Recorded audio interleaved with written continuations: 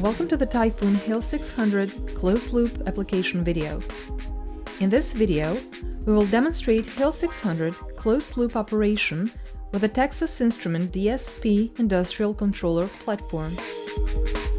The HIL 600 emulates the power stage of power electronic-based systems, such as those containing converters, electrical machines, transformers, filters, electrical sources, and so on. In this example, the HIL 600 will emulate the operation of a grid-connected converter controlled by a TI F2808 DSP. The HIL 600 is a powerful emulator with a microsecond sampling time and 20 nanoseconds of PWM resolution. It has analog I/Os with 16 outputs and 8 inputs, and digital I/Os with 32 outputs and 32 inputs. In order to connect a TI DSP with a HIL 600, we will need an interface board such as the Typhoon HIL docking station for the TI DSP DIM 100 series, which will be used in this video. Let us now examine the power electronics system in detail. In this example, the grid-connected converter will control the flow of active and reactive power from the converter to the electrical grid. To achieve this, a grid voltage vector-oriented algorithm is used. The electrical circuit of the power stage is intuitively drawn with the Typhoon HIL schematic editor using such elements from the Typhoon HIL library as inverter, voltage sources, three-phase contractor, passive components, and measurement elements. The final circuit looks like this. Let us look closely at the circuit. In the inverter block, we can choose digital inputs which suit us best. Gate logic can be switched between active high and active low. The same logic applies to the contractor. Passive component values, such as inductances or resistances, can be defined arbitrarily.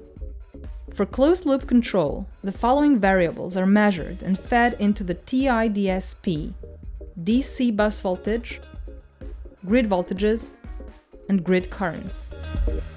In total, we have 7 feedback values, so we have to choose 7 out of 32 available HIL 600 analog outputs to acquire those values.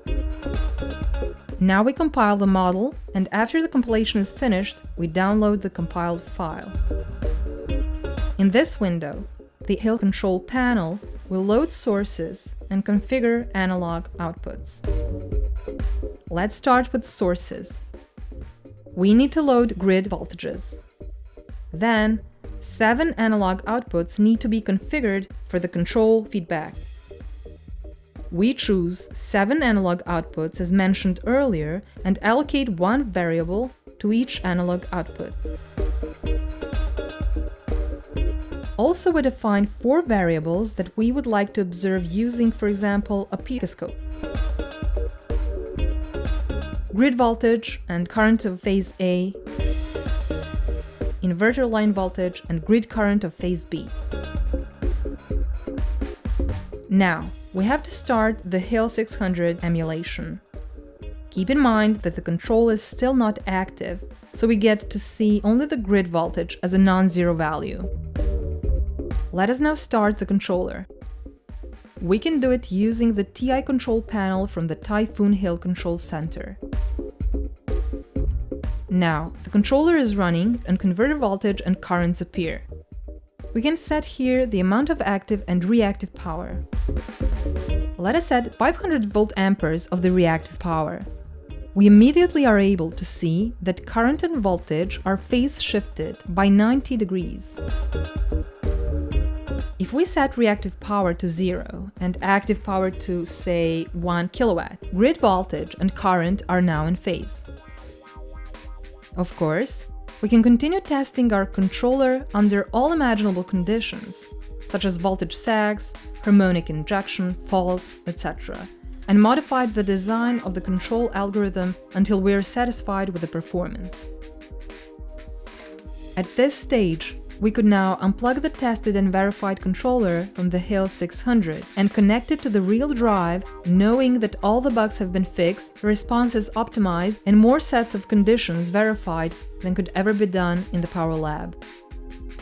This is a 21st century paradigm for saving vast amounts of time and money in controller development and quality assurance.